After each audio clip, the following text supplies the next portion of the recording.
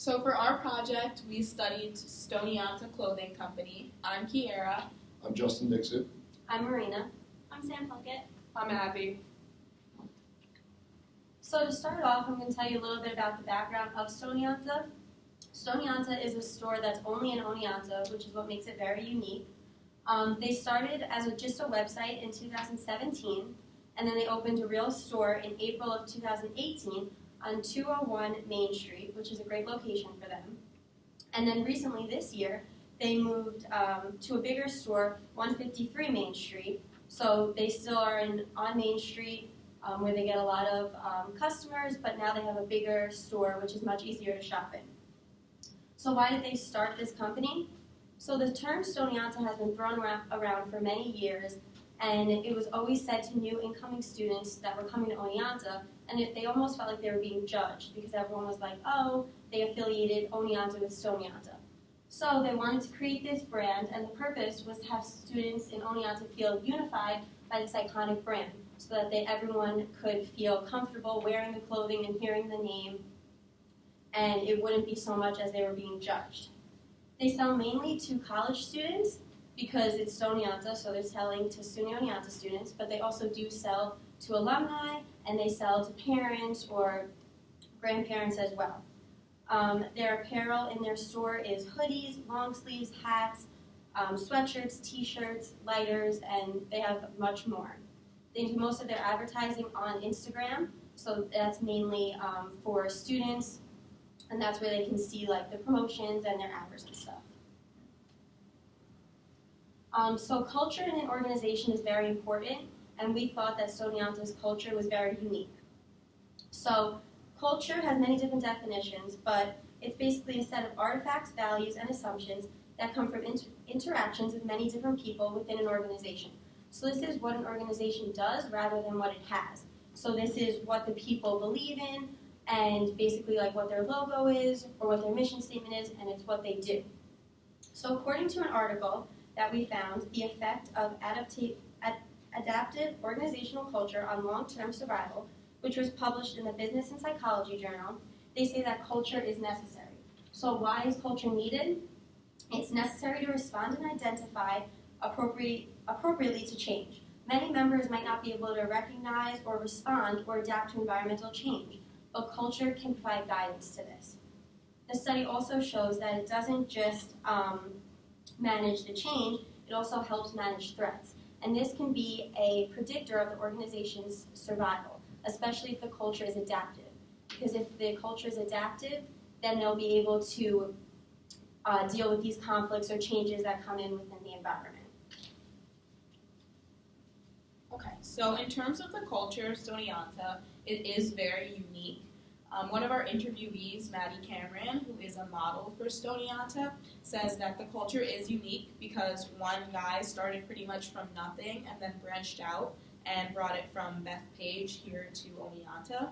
And she said when she modeled for them, the staff was super friendly and nice and gave her freedom and allowed her to model how she wanted to.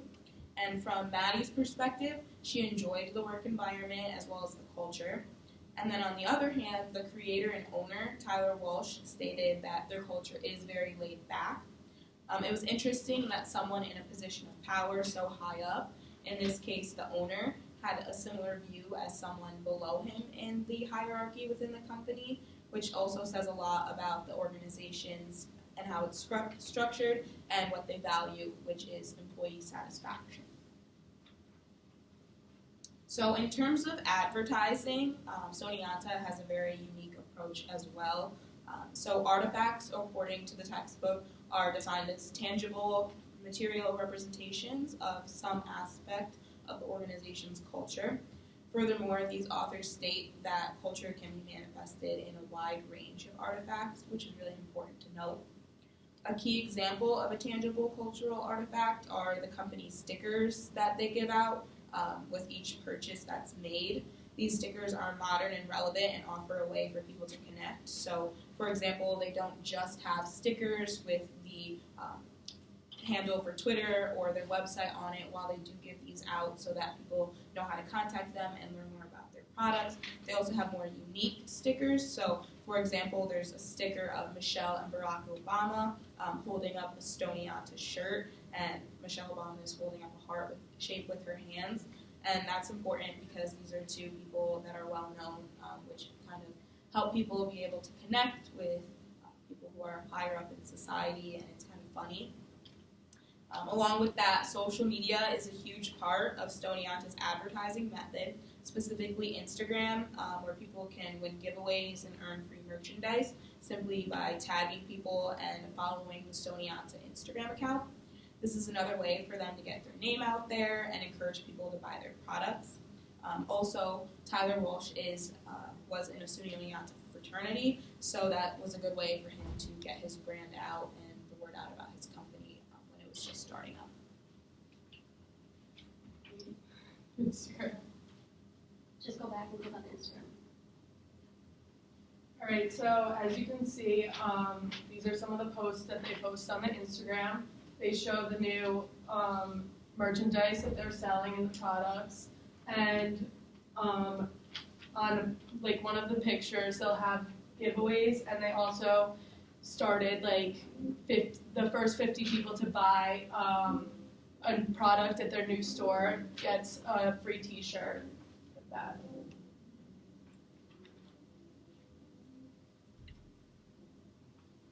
So we looked at the CCO model of the company, and we examined how it's structured and self-structuring, and how this defines the division of labor and workflow and sequences and policies in the organization. Stoneonta has a set hierarchy, and there are managers, employees, and models. The institutional positioning is what makes the organization unique. There is no other place that has this store. Everyone in Oneonta knows about this, and you can only get this brand in Oneonta. A student in Oneonta graduate opened this store so we all can relate.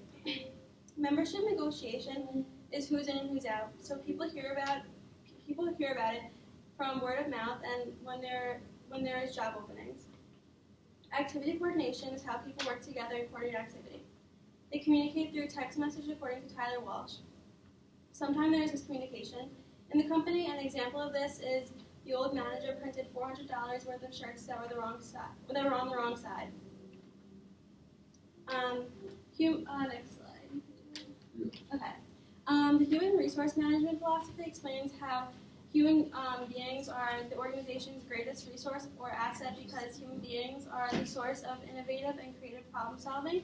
In other words, human resource values human beings for the potential to provide cognitive contributions such as new ideas.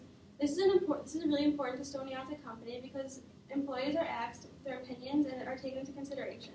So this philosophy is shown to be important to the company, and after interviewing one of the models, we found that out. The model got to pick where she takes the pictures and where she had control of the decisions. This shows the company has bottom-up. This shows the company has bottom-up communication. The bottom-up communication because a system of communication that encourages employees at the bottom of the organization's hierarchy to convey information to those above them. Employees at the bottom of the organization structure often have invaluable insight that can be capitalized on to communicate to those who can act on it. As well as finding out that the models have this choice, we found out that the company's main form of communication is through text. In terms of media richness model, although text may not convey the same one as in person, they feel that communication is easier through text in this company, which also displays that the company has informal communication, which is most common form of communication in organization, accounts for 70% of the communications in organizations. So very recently, Tyler moved locations from a store from a small place to a much larger space. And there are two types of change, planned and unplanned. Planned change occurs when decisions are made in an organization, and unplanned change is a result of unforeseen occurrences. This was a planned change to move locations, but along with that came unplanned changes, such as figuring out the new layout of the store, where they were going to put the most popular items and figuring out what works best for the new setup. This planned change was very beneficial to the company, as more people are now able to be in the store at once, and the larger space allows customers to see products better. In the next 5 years, Tyler hopes to expand on the printing end of things and come up with more designs and products. Tyler talked about how he does this because he enjoys it. He wants to do something that is exciting for him and not something that just earns him money. During the interview, he told me that if it ever stops being enjoyable, he would either close it or sell the store. For feedback, we have 2 quotes here. So one is, we have some positive and negative feedbacks. It's important to give both types. If you only give positive feedback, it will become complacent. And if you only give negative, they will become discouraged.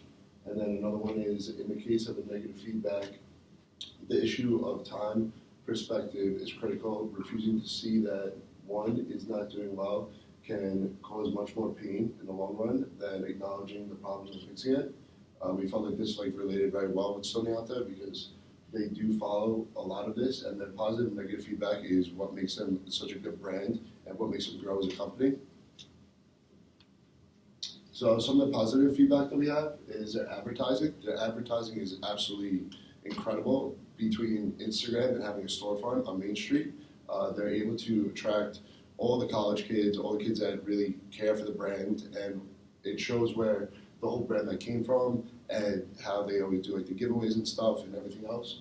And then also just them having a unique brand is also what gives them a positive feedback, because this way they could attract those college kids because it is in relation to them, and that is where the whole purpose came from this and everything. And it's also within the town that everybody wants to get those shirts, everybody wants to get rep the products. They moved to a better location and a bigger store, and they're still on Main Street.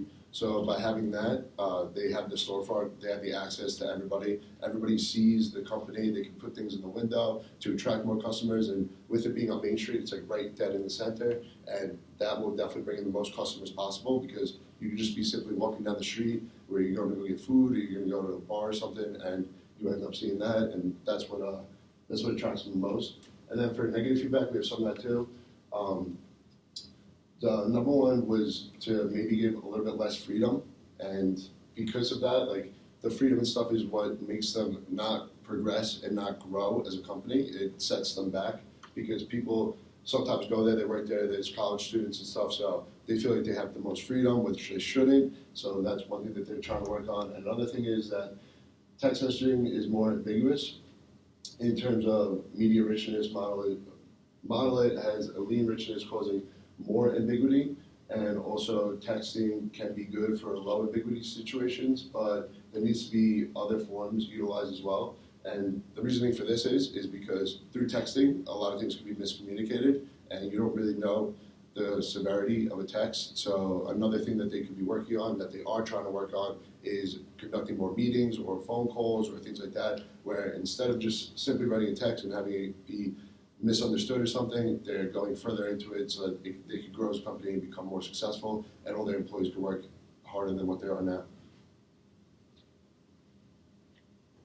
Questions? That's it. Thank you. Thank you.